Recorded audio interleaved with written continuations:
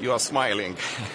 I think this is very serious because Lithuania is committed to contribute and to pay our part to this fund because we are committed also to support Ukraine by 0.25% of our GDP each year.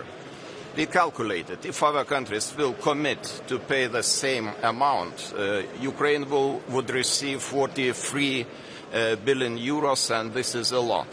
And this is really what they need right now. For me, it's also important to support Ukraine politically. So I proposed to set up the orientational date of Ukraine's membership in European Union. For example, 2030, January 1st. It will be not a legal definition, but it will be our political commitment to set the path and to send very clear guidelines to our friends Ukrainians, which need our support, and not only military, financial support, but also political support. What could it also look like for Hungary's comments yesterday? Sorry? Macron's comments yesterday. I think it's a very interesting idea, and we see to this proposal with high expectations because, you know, nuclear umbrella would serve as really very serious deterrence towards Russia. And it is very important to use this opportunity, all opportunities to increase our resilience, and especially in the eastern flank, because eastern flank is exposed to different kind of threats. And this is my idea, to focus more on the eastern flank, because we are exposed to hybrid attacks, we are exposed to the sabotage of critical infrastructure, illegal migration and other threats. And you know that sometimes it's not so easy to have the common border with aggressive states like Belarus or Russian Federation, but we do our best and we need the assistance of our partners too. How concerned are you that Orban might jeopardize Well, we will see. We will see, but you know, we have to take decisions. No matter are there one or two countries which are opposing every time. And we have to look for possibilities to to implement decisions, because otherwise the history will penalize us, and we will pay very high cost for this inability to take these decisions. Unfortunately, it's lasting too long, our inability to take decisions. And now it's a time. Now it's a time, not tomorrow, not after tomorrow. Now it's a time. Yes. Do you really think Europe has financial means to fill the vacuum left by the US? Sorry, I didn't hear your question. Do you really think Europe has the financial means to fill the vacuum left by the US? I think it is possible, but of course we have to accumulate our financial resources, and as an economist I can say that it's not so easy, but it is doable. And this is our responsibility, because right now we have to fill, as you mentioned, the gap which exists because of the new status quo in the United States. But this is the time to show for Europe, are we a global player or we are just the club of discussions. Thank you. Which country is still blocking discussions? You know that.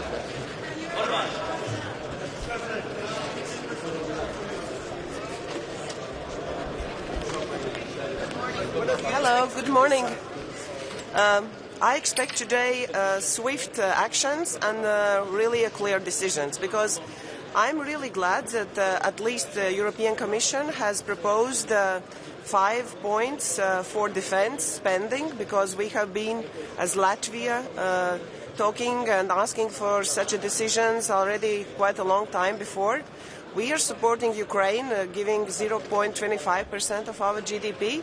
So it's very important for us that we can act as Europe unitedly, and we can boost up our military industry, send a strong signal to our military industry that we see military industry as a part of our economics. But it's very important that Europe can boost up defense spending overall in Europe, and 2% is minimum, because we as Latvians, we're spending 2.45%, and for all the European states, maybe the issue and the situation is not the same, but we need more flexibility. We need the flexibility in our budget spending and defense issues, because we see good proposals for von der Leyen, but we see it's just one step. We need more steps going forward, and we see really it's a good opportunity for Ukraine to get peace, but through strength. Without strength, there will be no long-lasting peace. And it's good for all Europeans if the peace in Europe could be, which we can see it will be long, not just for a short time. Without strength, Ukraine will be forced to start peace negotiations. We all Europeans understand what does it mean if Russia will just rearm themselves, and then after some years they can step again to some other countries. What about Hungary? I believe Hungary is always making their own proposals, but there should be countries who want to provide more for Ukraine as well for ourselves as Europeans, and we have to find a solution for that. The Rearm Europe Plan, how quickly should the money now be mobilized, or are these numbers just like years? I believe money should be mobilized very soon enough, and those funds which are provided as loans are really a good point. By European is one part, but we'll see, because there is no elaborated explanation how all the money could be used. So I'm waiting for Commissioner to show us and to explain how the money can be used, because for Baltic states we really need to go very fast forward, because we are frontline countries and we are already now spending a lot of our own budget for defending European border, because we are European eastern border as we are NATO border. So it means nationally we cannot do all what is needed for all of Europe. We need to do it collectively. So thank you. How can the transatlantic relations be fixed? I believe there always should be a diplomacy, and that's a situation where diplomacy should be enforced, and for all of us it's better if there can be negotiations, not just language of strength. And our transatlantic partners are very important to us, so we need to find a way how we can negotiate. Thank you. Sorry, one quick question. Would you accept French nuclear arms on your territory? We have not decided about that, and it just happened that there has been an announcement from President Macron, and it needs time to decide and probably to have some discussions in our country as well, because it's something new. But we see as an opportunity to discuss, but it's really too soon to give some real answers to that question. So thank you. Thank you very much.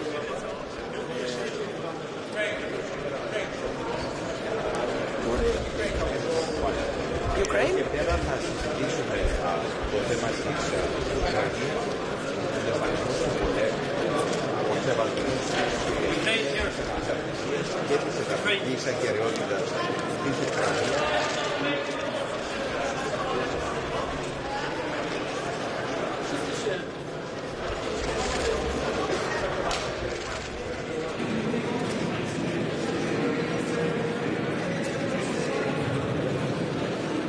For me, the most important thing now is to be very frank, to rearm Europe, and I don't think we have a lot of time.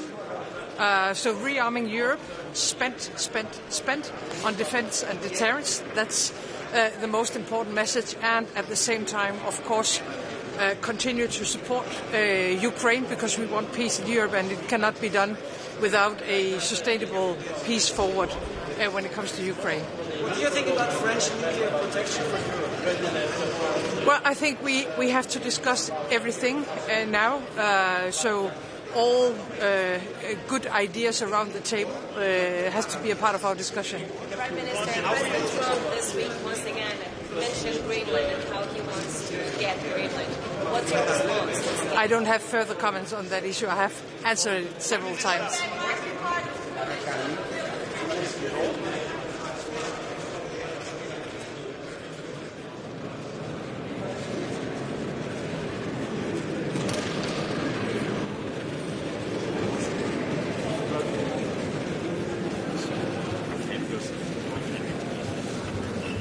Thanks.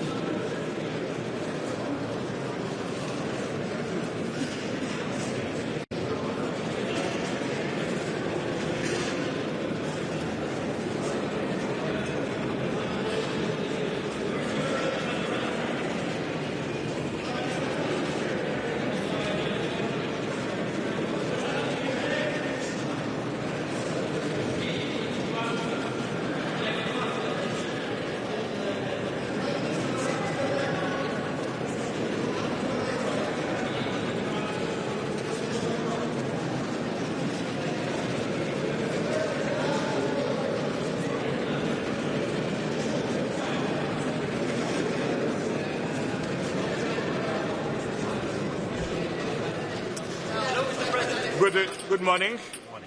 I'm very pleased to welcome today here President Zelensky, dear Volodymyr. You are always bienvenue, always very welcome here to Brussels. Today the Council, it's a very important moment to build on European security. As you remember, 1 month ago we have a very important brainstorming, but now we are here today to take decisions and to deliver. First of all, I would like to thank the European Commission to come so soon with concrete proposals that give the opportunity for us to take concrete decisions, to our spending capacity, to spending better, to build our own capabilities.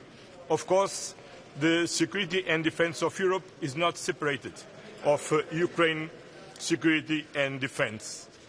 A stronger European defense, it boosts Ukrainian defense, and a stronger capacity for Ukraine defense is also very important to boost our own defense. That's why, because we are here to support Ukraine for achieve a comprehensive, just and lasting peace. And dear Volodymyr, we are with you since day one.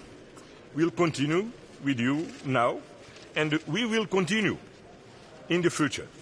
In the eventual peace. This is a clear and present danger, and therefore Europe has to be able to protect itself, to defend itself, as we have to put Ukraine in a position to protect itself and to push for a lasting and just peace. We want a peace through strength. And this is the reason why I present today to the leaders the Rearm Europe Plan. The Rearm Europe Plan provides up to 800 billion euros for defense investment. It gives the member states fiscal space to invest in defense. It gives the member states possibility to invest in the Ukrainian defense industry or to procure military capabilities that go right away to Ukraine. So it is to the benefit of rearming Europe, rearming the European Union, but also arming Ukraine in its existential fight for its sovereignty and territorial integrity. So today, Volodymyr, thank you for coming. It's a very important moment to show that we stand by Ukraine for as long as it takes. Thank you very much, dear Antonio, dear Ursula, and I want to thank all our European leaders, first of all, and for such signal, strong support, discuss on strong support from the very beginning of the war, and what's been during all this period and last week. You stay with us, and of course from all the Ukrainians, from all our nations, big appreciation. We are very thankful that we are not alone, and these are not just words, we feel it. It's very important. You made a strong signal to Ukrainian people, to Ukrainian warriors, to civilians, to all our families, and it's great that we are not alone. We feel it and we know it. Thank you so much for everything, and signals to increase our production, and signals to, with the new program, to increase the European security. That's, I think, the great decisions. Thank you again for invitation. Okay. Thank you. Better. Bye-bye. Does Europe have enough money to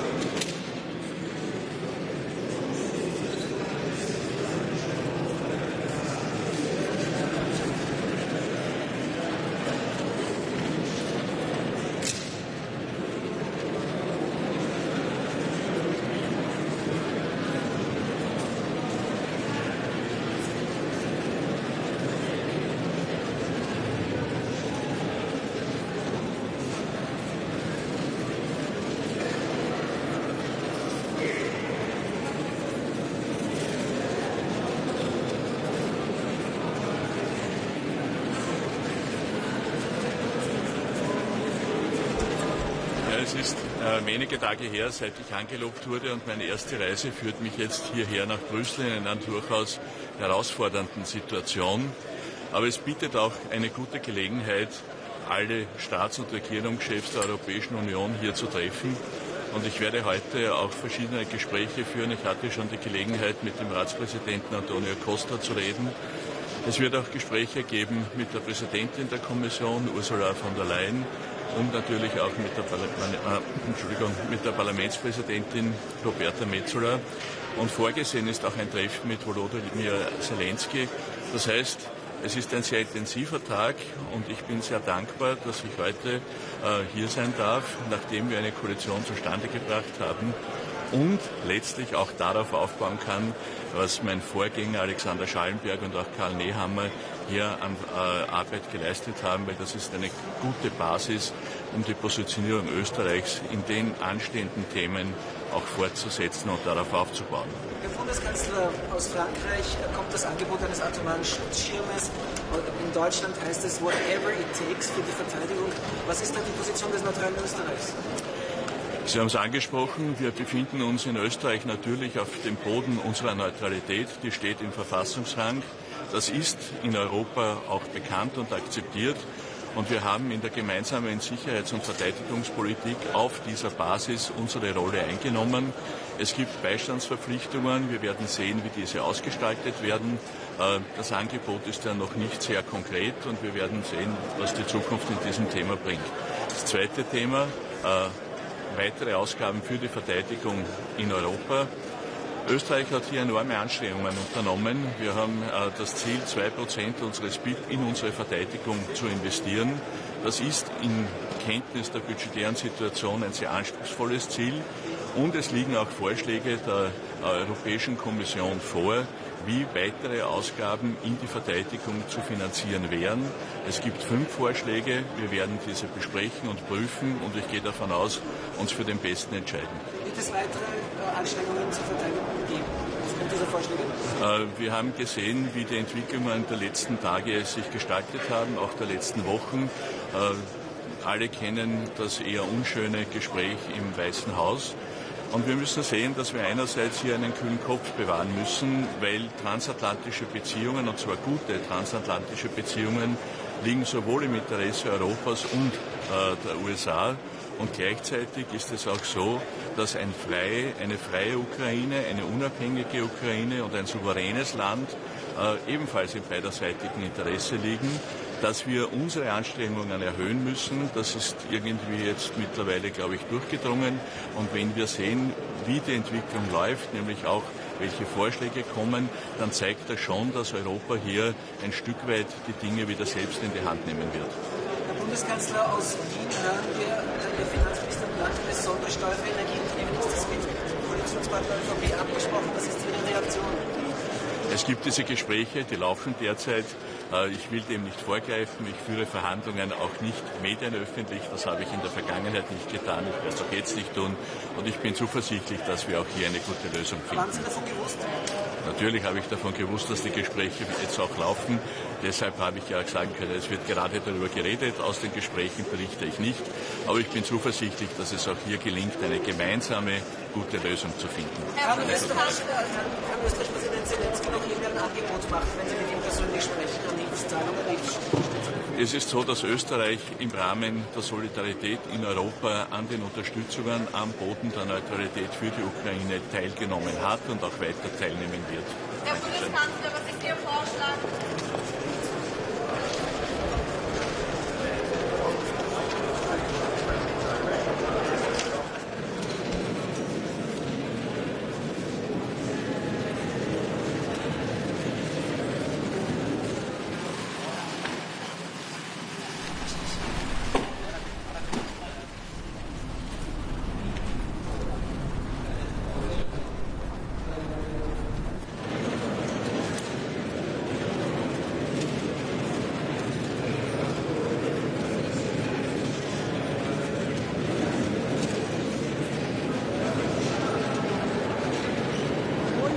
I think I'll be a little bit more blunt than usual today, and our message on this day of a Special European Council on Defence is that it is about damn time.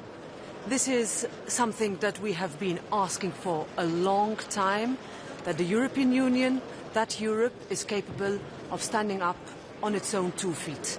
That's why we've been saying we need to scale up, we need to be prepared, we need to produce, and we need to protect. That is essentially what our citizens are asking from us. That is essentially what it will take for Europe to say that we are ready to put, finally, our money where our mouth is.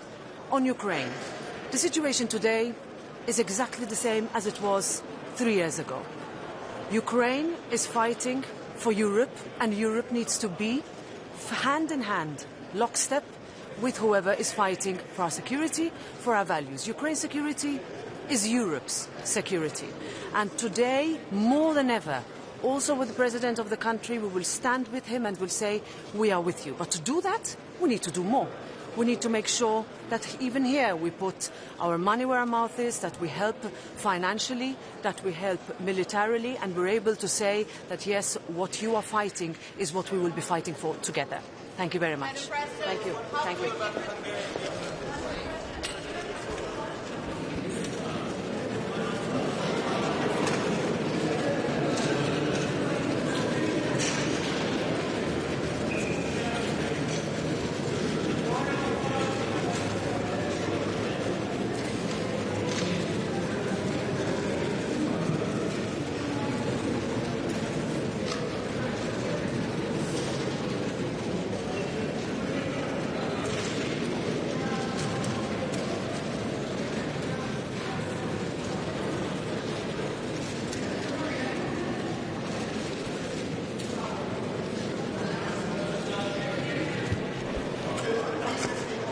Einen schönen guten Tag. Wir kommen heute in Europa zu einem sehr wichtigen Zeitpunkt zusammen. Wir müssen sicherstellen, dass die Ukraine weiter unterstützt wird. Das ist eine Aufgabe, über die es heute auch bei dem Europäischen Rat viel miteinander zu besprechen gibt. Aus meiner Sicht geht es darum, dass wir zunächst sicherstellen, dass die finanzielle und militärische Unterstützung Europas aufrechterhalten bleibt.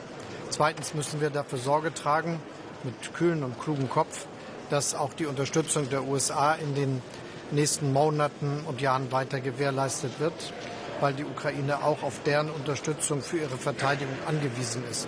Das muss auch die wichtigste Aufgabe der nächsten Tage sein, um die Voraussetzungen für einen gerechten und fairen Frieden zu gewährleisten. Für die Ukraine kommt es deshalb darauf an, dass das jetzt geschieht.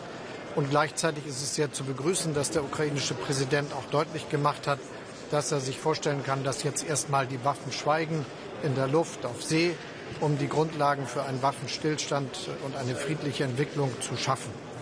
Für uns ist auch klar, das Wichtigste ist, dass die Ukraine als souveräne, unabhängige, demokratische Nation bestehen bleibt. Und auch das wird eine Aufgabe sein, der wir uns hier zu widmen haben, insbesondere indem wir noch einmal bekräftigen, dass der Weg der Ukraine in die Europäische Union unverändert fortgesetzt werden kann und wir unsere Unterstützung dafür gewährleisten. Aber auch, indem wir sicherstellen, dass eine demokratische und souveräne Ukraine über eine starke Landesverteidigung, eine starke Armee verfügt. Das wird sie aus eigener Kraft nicht bewerkstelligen können. Das ist sehr offensichtlich.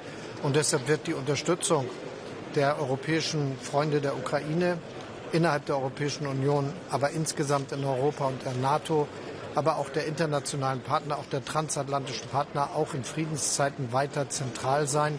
Da geht es dann darum, das wirtschaftlich möglich zu machen, dass die Ukraine so ausgestattet ist, dass sie trotz ihrer kleineren Volkswirtschaft über eine starke Armee verfügt, um sich selbst zu verteidigen. Sicherheitsgarantien müssen darum herum gestaltet sein. Das ist die Kernaufgabe. Ansonsten geht es natürlich darum, dass wir sicherstellen, dass Europa selber in der Lage ist, seine Sicherheit weiter zu stärken. Wir sind, soweit wir in der NATO sind, längst verabredet, dass wir als einzelne Mitgliedstaaten 2% unserer Wirtschaftsleistung für Verteidigung ausgeben. Deutschland tut das bereits und wird das in den nächsten Jahren auch tun. Aber es ist notwendig, dass wir alle gemeinsam das jetzt endgültig hinkriegen und auch die zusätzlichen Anforderungen erfüllen, die wir im Zusammenhang mit unserer gemeinsamen Verteidigung haben. Das bedeutet, wir müssen die Fähigkeitsziele der NATO erfüllen können. Und darum ist es notwendig, dass national, aber auch in Europa die notwendigen Entscheidungen getroffen werden. Deutschland bereitet sich darauf vor, dass es seine finanzielle Kraft stärkt, auch durch Veränderung der Verfassung. Sie kennen die entsprechende Diskussion, sodass wir die notwendigen Aufwendungen für Verteidigung, aber auch die notwendigen Aufwendungen für die Stärkung unserer Volkswirtschaft und der Infrastruktur tatsächlich tätigen können. Für Europa gilt das Gleiche. Deshalb ist es zu begrüßen, dass die Europäische Union hier Vorschläge macht, die Kommission ganz konkret, die es ermöglichen, dass Mitgliedstaaten, die das benötigen, zusätzliche Kreditaufnahmemöglichkeiten bei der Europäischen Union haben, dass darüber diskutiert wird, wie die Staaten selber ihre Verteidigungsanstrengungen ausweiten können, ohne gehindert zu sein durch europäische Regeln im Hinblick auf ihre fiskalischen Rahmenbedingungen. Da auch liegen Vorschläge der Kommission vor. Ich bin aber dafür, dass wir die Diskussion jetzt nicht nur für die nächsten 1-2 Jahre führen, sondern dass wir langfristig sicherstellen, dass die Staaten so viel für Verteidigung aufwenden können, wie sie selber und mit ihren Freunden und Bündnispartnern für richtig halten. Und deshalb müssen wir auch langfristig zur Veränderung des Regelwerks in Europa kommen, ganz entlang dessen, was wir in Deutschland gegenwärtig auch diskutieren. Ich halte das jedenfalls für zentral. Ansonsten wird es darum gehen, dass wir unsere europäische Rüstungsindustrie stärken, indem wir ihr mehr Freiraum geben, miteinander zu kooperieren und die Beschaffung einfacher machen. Also wichtige Dinge, die hier besprochen werden und um die es gehen wird. Ein letzter Satz vielleicht. Europa ist der stärkste Wirtschaftsraum der Welt mit seinen eigenen Möglichkeiten. Und deshalb ist es ganz wichtig, dass wir gerade, wenn es um Zölle geht, auch klar sind, wie wir in dieser Angelegenheit agieren, nämlich geschlossen und entschlossen. Auch das ist im Hinblick auf die Diskussion mit den Vereinigten Staaten von Amerika unabdingbar. Herr Bundeskanzler, was halten Sie von der Idee, den atomaren Schutzschirm Frankreichs auf Europa auszuweiten? Wir sind in der NATO miteinander verbündet. Dazu gibt es ganz konkrete Regeln und dazu ist insbesondere wichtig, was wir haben an nuklearer Teilhabe, die in Deutschland organisiert ist. Und ich glaube, das soll nicht aufgegeben werden, ist die gemeinsame Auffassung aller zentralen Parteien in Deutschland. Herr Bundeskanzler, Ihrem polnischen Amtskollegen gehen die Vorschläge der Kommission zur Wiederaufrüstung nicht weit genug. Teilen Sie diese Einschätzung? Ich sagte, wir müssen dafür Sorge tragen, dass wir langfristig in der Lage sind, als Mitgliedstaaten genügend für Verteidigung aufzuwenden. Deshalb ist es gut, wenn die Kommission jetzt Vorschläge macht, die auch die nächsten 1-2 Jahre helfen. Aber wir brauchen eine langfristige Anpassung des Regelwerks, um die Staaten selber in die Lage zu versetzen, dass sie die Spielräume haben für ihre langfristigen Investitionen in Verteidigung und Sicherheit. Werden auch gemeinsame Schulden wie Eurobonds eine Option? Die Position Deutschlands in dieser Frage ist traditionell bekannt und wird sich nicht sehr ändern. Was ist Ihr Vorschlag für die transatlantischen Beziehungen? Sind wir sehr weit weg von Agreement, gerade in der Ukraine, oder vielleicht erstmal Waffen? Oder brauchen wir noch mehr Zeit? Es ist ganz wichtig, dass wir sicherstellen, dass die Ukraine nicht einen Diktatfrieden akzeptieren muss, sondern dass es um einen fairen, gerechten Frieden, der die Souveränität und Unabhängigkeit der Ukraine sicherstellt, geht. Deshalb also die konkreten Vorschläge dazu, dass die Waffen in der Luft und auf See erstmal schweigen sollen, dass die Energieinfrastruktur nicht weiter gefährdet wird und dass die Ausgangsbasis sein kann für Gefangenenaustausch, für die Rückführung von entführten Personen und dass damit dann auch die Basis gelegt werden kann für einen Waffenstillstand. Der muss aber die Bedingungen erfüllen, die ich eben schon gesagt habe. Dazu gehört aus meiner Sicht eine starke ukrainische Armee, auch in Friedenszeiten. Das wird unsere zentrale Aufgabe sein. Sie waren schon dran, da war jemand anders. Sie waren auch schon dran. Herr Bundeskanzler, widersprechen Sie im Ernst, dass es zumindest Gespräche mit Großbritannien und Frankreich über eine nukleare Aufstellung? Diese Gespräche gibt es immer und es bleibt aber trotzdem dabei, dass wir uns gemeinsam dem NATO-Konzept verpflichtet fühlen und das ist Ihnen bekannt und das ist auch im Interesse der gemeinsamen Sicherheit in Europa. Herr Bundeskanzler, was sagen Sie zur Aussage von Friedrich Merz, whatever it takes, nachdem ein Wahlkampf etwas anderes gesagt hat? Ich bin sehr froh darüber, dass jetzt ein Konsens darüber zu wachsen scheint. Ja, auch eine Zweidrittelmehrheit im Deutschen Bundestag benötigt, also verfassungsändernde Qualität hat, dass wir mehr Geld ausgeben müssen für die Förderung unserer Wirtschaft. und für Verteidigung und dass das nicht auf Kosten des sozialen Zusammenhalts und der Modernisierung unseres Landes gehen darf. Diese Dinge sind nun Konsens. Das gefällt mir, denn schließlich habe ich die letzte Regierung beendet, weil es nicht möglich war, diesen Konsens durchzusetzen im Hinblick auf die notwendige Unterstützung der Ukraine, also einen zunächst einmal fürs laufende Jahr viel kleineren Betrag. Aber das war klar und ist auch meine klare Aussage in den politischen Debatten vor der Bundestagswahl gewesen. Wir brauchen genau das, was wir jetzt gerade tun. Herr Bundeskanzler, Sie haben auf X gestern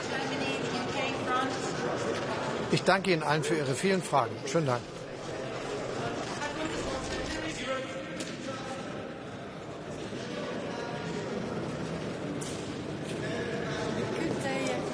So we have an important European Council today. First, we're going to discuss defense and what we can do to really boost our own defense. So all the options are on the table when it comes to financing of the defense, from grants to reallocation of the cohesion funds to also the change of fiscal rules. And I think this has been long pushed for. This is extremely important because we really need to invest more in defense. And second, of course, Ukraine. What more can we do to support Ukraine? We have initiative on the table. I hope that we reach a political agreement on the support for Ukraine, because we really need to make them stronger so that they are able to end this war on their terms, and therefore they need the European support for this. So we have today the decisions, politically, even if we fill the numbers in the March Council that comes in the end of March. So really looking forward that Europe shows unity and resolve on these very turbulent times. Representative Mark Rubio didn't want to meet with you. What is your proposal to fix the transatlantic relations between the EU and the US administration? We have been very long-term allies. We have many relations that are between us, and we definitely need to build on this. I think the administration also looks at us to be stronger. When Europe is stronger, then we are also, in their eyes, a stronger partner for them. The Chancellor Scholz said yesterday that the US should keep a leading role when it comes to peace negotiations between Ukraine and Russia. Does it mean that Europe is not fit for this role anymore? No, the war is going on in Europe, and this is a question of really peace and security in Europe. We need to be counted in when it comes to any kind of deals, when it comes to really ending the war and achieving a long-term peace. We know what is at stake here, and we also have on our side something to bring to the table. These discussions are ongoing. The implementation of any kind of deal, Europeans need to be on it. How quickly can EU weapons now be mobilized and also well, we are right now, making those decisions, and we need to do it quickly enough. We just don't have time. And there, yesterday apparently is what we need, but that's why the initiative that I've proposed has also two elements. Either you come in with the the weapons, ammunition that is needed, or with the funding to acquire the necessary weapons and ammunition elsewhere. So I think this is something that we need to do in a really fast track. What about Hungary's blockade? What about Hungary's blockade? Yes, this is increasingly difficult, and that's why we have on the new initiatives also considered the coalition of the willing, so that one country can't block everybody else. And what are the options today for Hungary to opt out of the Ukraine? Well, I will not speak for Hungary. I mean, we are still striving for having the unity of 27 members. And if that's not possible, then, I mean, Hungary can speak for themselves. How concerned are you after Trump decided to stop helping Ukrainians? Of course, this is a dangerous gamble with Ukraine's future, and that's why we are here today and also discussing what more can we do on the European side. I think we shouldn't underestimate our own power when it comes to Europe, the economic power we have and the strength that we have here. So we should definitely use this strength that we have.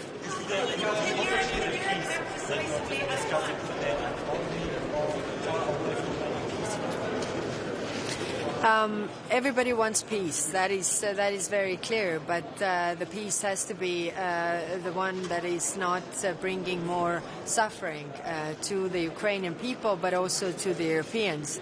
That's why we are discussing increasing our own defense. That's why we are discussing also increasing the support for Ukraine so that they can end the war on their terms.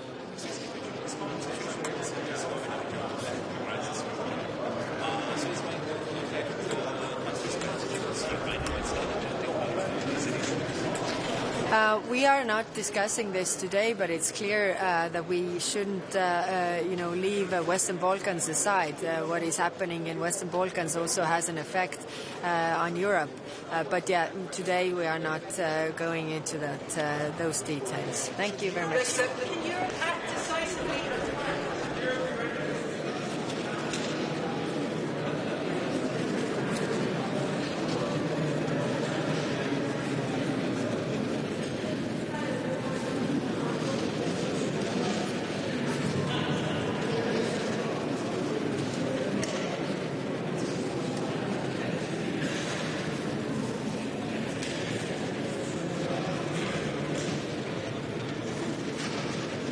Debate nos últimos 15 dias sobre duas moções de censura. Está anunciada a apresentação de uma moção de confiança por parte do Governo e, portanto, eu remeto para esses momentos a análise da situação política interna. Neste Conselho Europeu, que é um Conselho Europeu extraordinariamente importante, a nossa expectativa é que possamos dar passos muito concretos para a participação da União Europeia num processo de paz que todos ambicionam para a Ucrânia, com as garantias de segurança que são exigíveis para a Ucrânia por um lado e também para a Europa por outro. E Portugal não deixará de estar disponível para poder participar nesse processo e para poder participar também, acaso se consiga obter um cessar-fogo e o encaminhamento para um processo de paz, com todas as diligências que a União Europeia poderá tomar por forma a, no terreno, executar a concretização desse objetivo. Por outro lado, é também um Conselho Europeu onde vamos, com a Comissão Europeia, começar a desenhar e executar o plano de reforço dos investimentos dos Estados-membros na área da defesa, na perspectiva que tenho vindo a sustentar em reuniões do Conselho anteriores. A perspectiva de termos uma Europa mais autónoma, uma Europa capaz de não estar tão dependente também nas matérias de dissuasão e segurança e, por via disso, capaz de abraçar um novo ciclo de investimento com vista a termos maior capacidade produtiva, a não estarmos dependentes das compras de material militar que fazemos a outros blocos comerciais. Tive ocasião de defender que era preciso reforçar os meios de financiamento para este processo e de articular e coordenar as estratégias para que não haja duplicação de investimentos e possa haver coordenação para termos uma posição comum no futuro. E desse ponto de vista, as decisões da Presidente da Comissão Europeia, que já foram transmitidas, apontam num caminho muito coincidente com aquele que tínhamos proposto. A disponibilização de 150 mil milhões de euros para investimento através de empréstimos aos Estados-membros, flexibilizando as regras do Pacto de Estabilidade e Crescimento, permitindo utilizar também o Banco Europeu de Investimentos e tendo mecanismos de utilização das poupanças europeias, são portas de entrada num novo ciclo que nós temos vindo a sustentar com os princípios que achamos que são adequados. Mas não sendo fragilizado politicamente para ter este tipo de discussão que caralho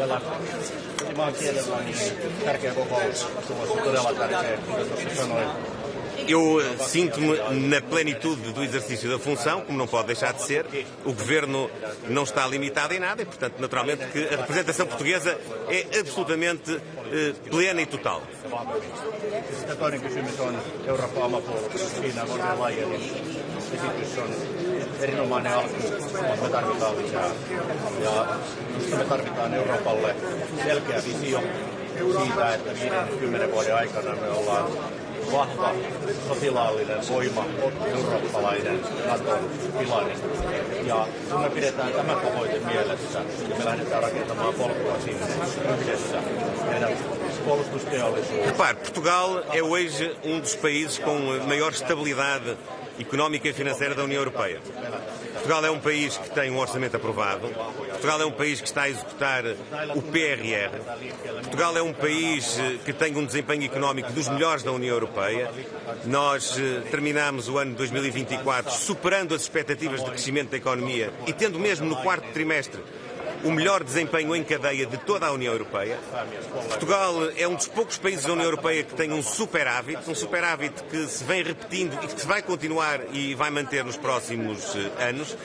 Não há nenhuma razão para ver em Portugal nenhum foco de instabilidade na União Europeia. Pelo contrário, há razões para acreditar que a democracia portuguesa tem instrumentos para solucionar os seus problemas de estabilidade política e que é melhor fazê-lo num período de tempo curto do que estar a prolongá-lo e de estar a tornar um processo de degradação lento aquilo que pode ser resolvido de forma mais célere. E desse ponto de vista, creio que não haverá nenhuma, mas mesmo nenhuma preocupação por parte dos outros Estados-membros com a situação portuguesa. A situação portuguesa do ponto de vista orçamental, do ponto de vista financeiro, do ponto de vista económico, está absolutamente estabilizada. Do ponto de vista político, temos uma questão para resolver. O Governo, como sabem, está sempre dependente da Assembleia da República, não tem uma maioria absoluta de deputados na Assembleia da República e, portanto, pode sempre acontecer a todo o tempo ser aprovada uma moção de censura, ou também pode acontecer, no caso do Governo decidir, como decidiu, apresentar uma moção de confiança, que ela não possa ser aprovada. Mas eu não vou antecipar esse momento.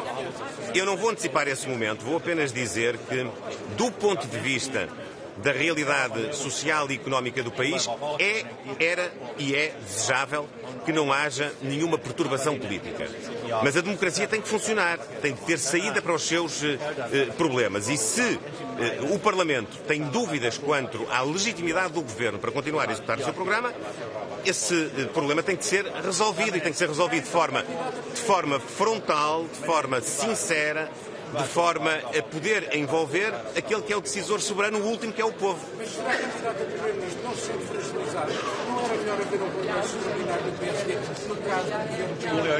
A situação política é conhecida, a situação do Governo, do Primeiro-Ministro e do PSD também é conhecida, não vai sofrer alterações.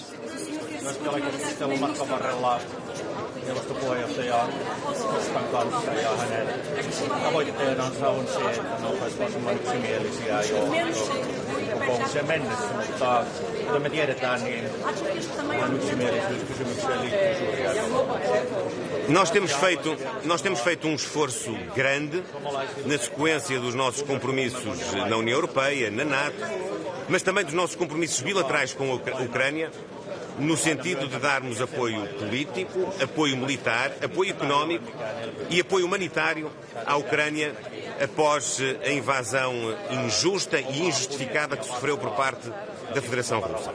E nós temos feito esse esforço e temos cumprido os nossos compromissos. Vamos continuar a fazê-lo no seio do esforço coletivo que a nível europeu é devido e é também uma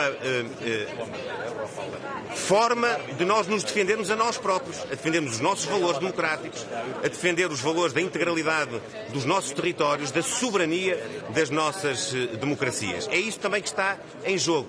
Também está em jogo, no futuro, termos uma política de defesa, de segurança, de dissuasão, que não dependa tanto de outros parceiros e aliados, independentemente de nos queremos manter nessas parcerias e nessas alianças. E desse ponto de vista, o esforço que os Estados-membros estão dispostos a fazer, nos quais nós nos integramos, é um esforço grande, é um esforço significativo, que tem esta variável da política de segurança e defesa, mas tem também uma outra variável à qual eu tenho dado muita atenção e aqui quero reiterar, que é a variável económica e social.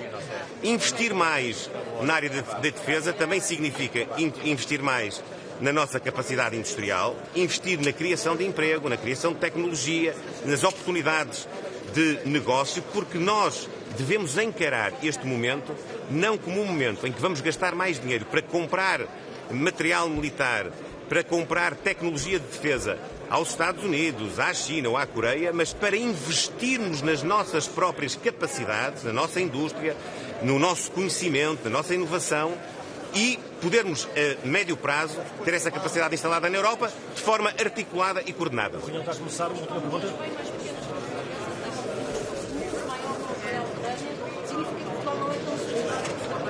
Não, não significa isso e a melhor prova disso são as constantes manifestações de reconhecimento e agradecimento que tenho recebido, por exemplo, do Presidente Volodymyr Zelensky, com quem falei ontem ao telefone, com quem falei a semana passada, com quem participei numa reunião online também a semana passada. Não vale a pena estar a criar um problema onde ele não existe. Cada um faz o esforço que pode, cada um faz o esforço também adequado à sua situação económica, financeira, geopolítica e nós estamos a fazer aquilo que nos compete. Nós fomos sempre solidários desde a primeira hora, nós cumprimos os nossos compromissos, nós estamos ao lado da Ucrânia, estamos neste momento empenhados em poder promover um processo de paz com a Ucrânia, com a União Europeia, que possa garantir no futuro uma situação de estabilidade na Europa, para que nós possamos encarar com segurança os próximos anos, para não vivermos sobre a ameaça de novas guerras, de novos conflitos e para podermos servir as nossas populações, dando-lhes as respostas que as pessoas precisam e ambicionam para resolver os seus problemas do dia a dia, para podermos governar cada um dos seus países com vista a reforçar o Estado Social, que não está posto em causa, não está minimamente posto em causa com o reforço do investimento na segurança e defesa. Muito obrigado. Até já, então. Obrigado.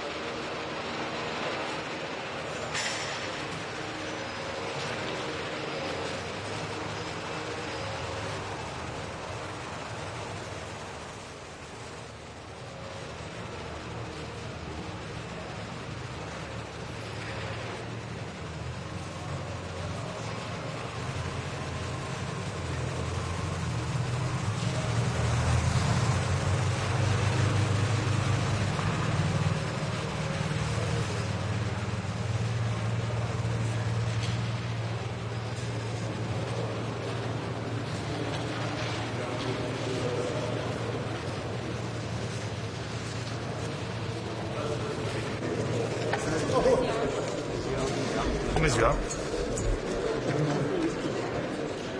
Particip la ședința Consiliului European Extraordinar de peste 20 de minute, având un mandat care se bazează pe 3 premize. În primul rând, susținerea pentru creșterea rolului Europei în menținerea păcii pe continentul nostru. Asta înseamnă dezvoltarea pilonului european în NATO, în așa fel încât să aibă o greutate mai mare și menținerea parteneriatului cu Statele Unite ale Americii pentru ca NATO să-și consolideze rolul de garant al păcii pe continentul nostru. A doua premisă este de susținere a Ucrainei în așa fel încât până la încheierea unei păci și la încetarea focului să existe condiții pentru ca frontul să nu se rupă, pentru că susținerea Ucrainei este de fapt o susținere pentru o stabilitate la granițele țării noastre și indirect este o susținere pentru pacea țării noastre. În ultimul rând, susținerea pentru creșterea cheltuielilor de apărare, în așa fel încât, pe baza facilității care este propusă ca aceste cheltuieli să nu intre pe partea de deficit, să ne putem susține industria națională de apărare în așa fel încât să consolidăm și acest domeniu important. Vă mulțumesc și alte declarații le voi face după finalizare. Mulțumesc foarte mult!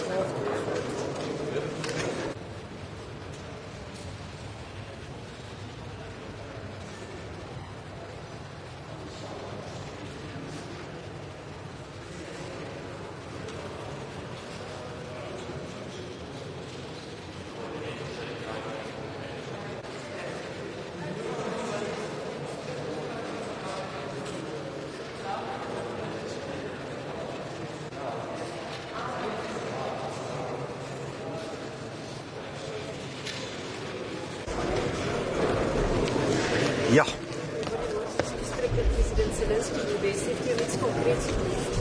Dat is een heel positief gesprek geweest met president Zelensky. Ik heb hem eerst en vooral namens onze nieuwe regering bevestigd dat wij Oekraïne blijven steunen met veel overtuiging. Dat alle programma's waar wij aan deelnemen, en dat zijn er nogal wat, dat we dat zullen blijven doen. Dat we dat ook in onze budgetten zullen voorzien die we naar het parlement gaan brengen. En dan hebben we een aantal concrete vragen van Oekraïne besproken waar misschien ons land een steentje kan toe bijdragen. Maar daar ga ik uiteraard publiek niet op in. De F-16's gaan hier komen dit jaar? Wij zullen de F-16's leveren. Daar is vertraging op doordat er vertraging is op de levering van de F-35 wegens technische problemen. Dus het schuift een beetje naar achter. Maar wat ik in sommige media heb gelezen, dat wij voor 2028 geen F-16's zouden leveren, dat wil ik toch logisch straffen. We zullen dat zo snel mogelijk doen. We zijn nu al bezig met het opleiden. We zijn bezig met het opleiden van piloten. Er zijn ook mechaniciens. Wij zullen voor reserveonderdelen zorgen. En ik sluit niet uit dat er dit jaar F-16's naar Kiev zullen gaan of naar Oekraïne zullen gaan. Maar dat zal dan eerder voor reserveonderdelen zijn. Maar dat wij volgend jaar ook toestellen zullen leveren die gevechtsklaar zijn. Wat met de bevroren Russische tegoeden? Ons land speelt daar een belangrijke rol in. Zal daar ook gepraat worden? Turk neemt toe om die ook te gebruiken voor Oekraïne. Krijgt u daarna dat u die terug weerstaan? Ik pleit voor grote voorzichtigheid als het gaat over die bevroren tegoeden. Ik heb soms de indruk dat niet iedereen echt weet waarover het dan gaat en wat de aard is van die gelden en wie de uiteindelijke eigenaar is van die gelden. Op dit moment is dat eigenlijk een kip die ook gouden eieren legt. Die windfall profits die gaan naar Oekraïne. Zolang dat zo kan blijven, denk ik, is dat prima. Landen die nu al pleiten voor het in beslag nemen van die gelden, die moeten goed beseffen welke economische risico's ze nemen, wie uiteindelijk de benadeelde partij zal zijn van dat soort operaties en welke juridische risico's daarmee gepaard gaan. Dit is iets wat echt de financiële wereldorde kan schokken. Dus daar mag je niet te lichtvaardig overgaan. Ik ga daarover de nodige informatie ook brengen, denk ik, naar de Europese hoofdsteden en pleit er alleszins voor grote voorzichtigheid. Maar ik begrijp uiteraard de bezorgdheid dat die gelden in de uiteindelijke deal die met Oekraïne moet gemaakt worden, dat het een factor is die nog op de tafel moet kunnen komen.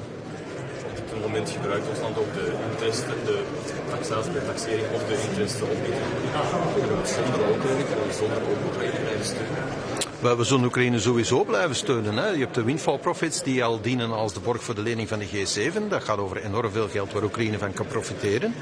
Dus ook om die reden denk ik dat het belangrijk is dat je daar voorzichtig mee omgaat. En dan heb je natuurlijk de vennootschapsbelasting die België daarop heeft. Dat is eigenlijk een meevaller voor de begroting. Maar ook daarvoor financieren wij eigenlijk heel veel zaken die Oekraïne te goede komen.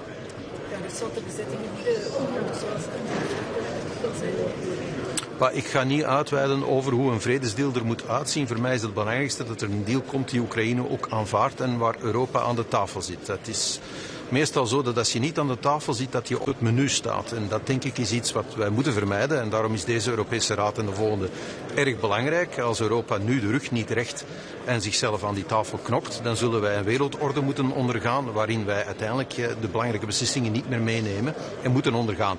Dat begint met Oekraïne, maar dat zal daar niet eindigen. Oekraïne is niet ver van ons bed. Als het daar slecht afloopt, dat betekent dat agressie wordt beloond en dat je dus in een nieuwe wereldorde wakker wordt waar bullies brutale mensen die met macht, might over right functioneren, dat die het gelijk gaan halen. Hè. Dan kom je terug in de wereldorde zoals we die tot het midden van de 20e eeuw hebben gekend. Welke plaats heeft België aan die tafel waar de eerste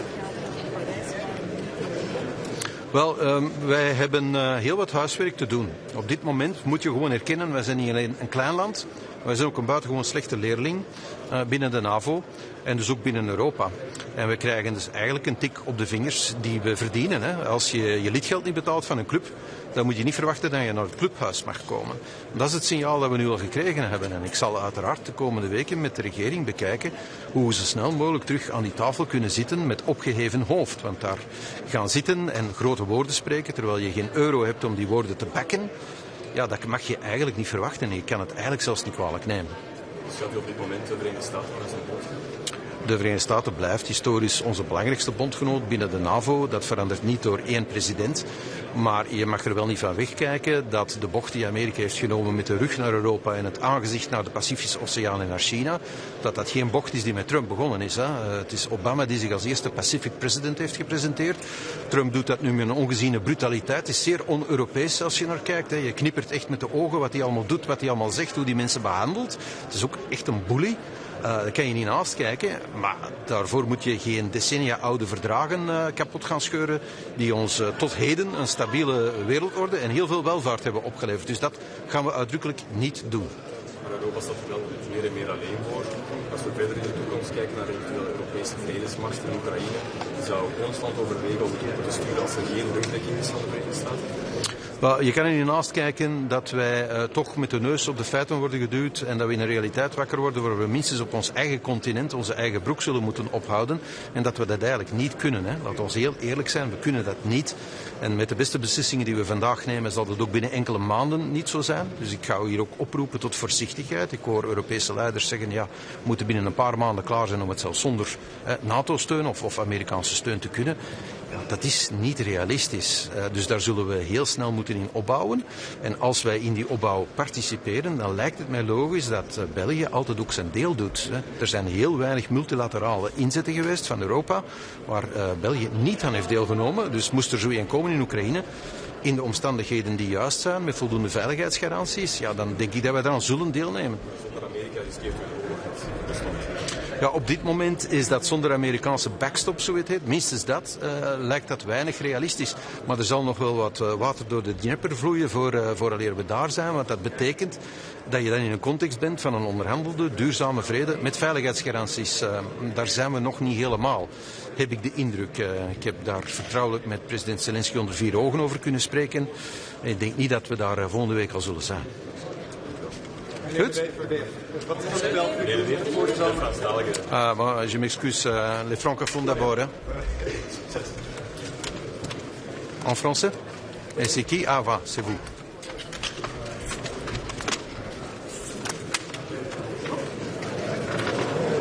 Oui, vas-y.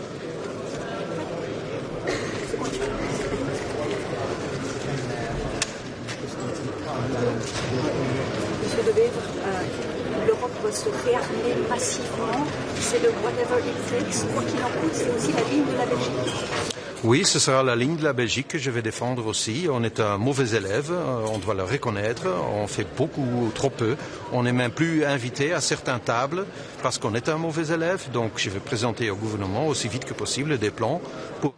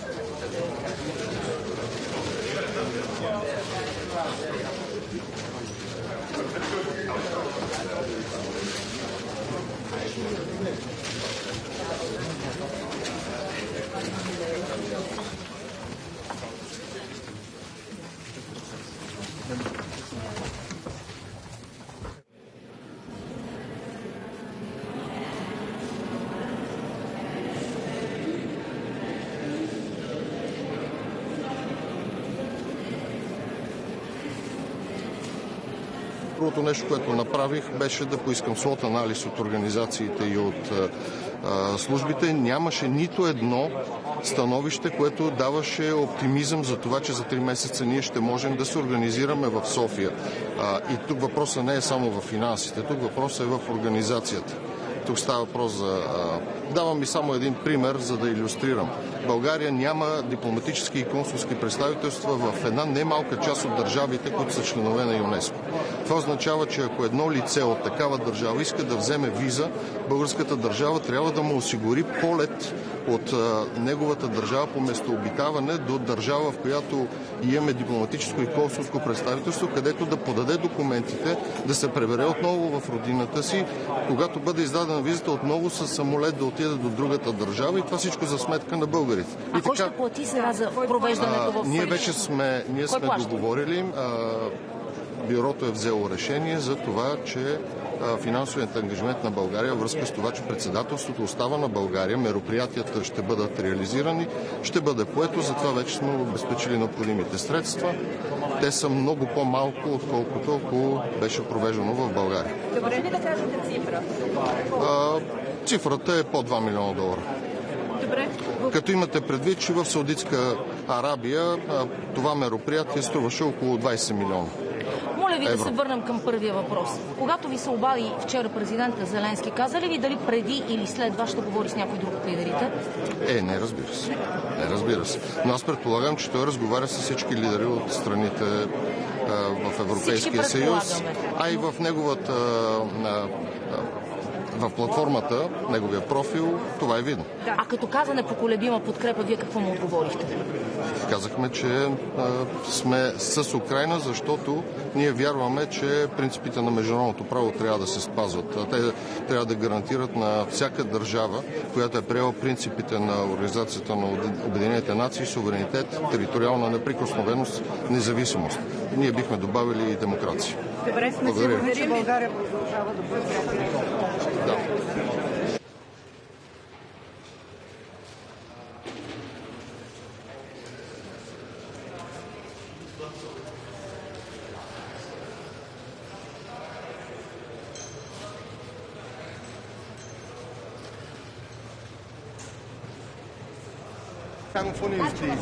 Mr. President, I skal mødes både at tale oprustning, I skal mødes at tale fremtidig støtte til Ukraine. Hvor samlet og hvor stor forventer du, Jeg synes, der er masser af europæisk sammenhold.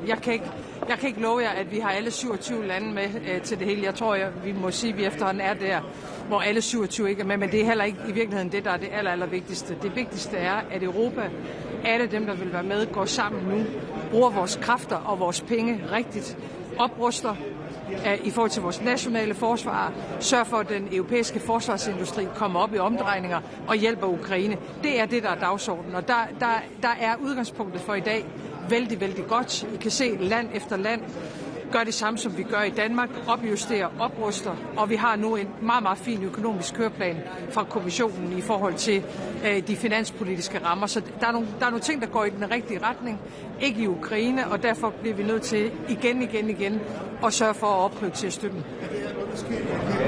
Vi ikke længere kan være sikre på at have USA som vores allierede. Det korte svar er ja, altså fordi der er jo skabt en usikkerhed fra amerikansk side, som vi ikke er enige i fra europæisk side. Og der er ikke, tror jeg, nogen af mine kolleger, der kommer til at opsige kontrakten med amerikanerne.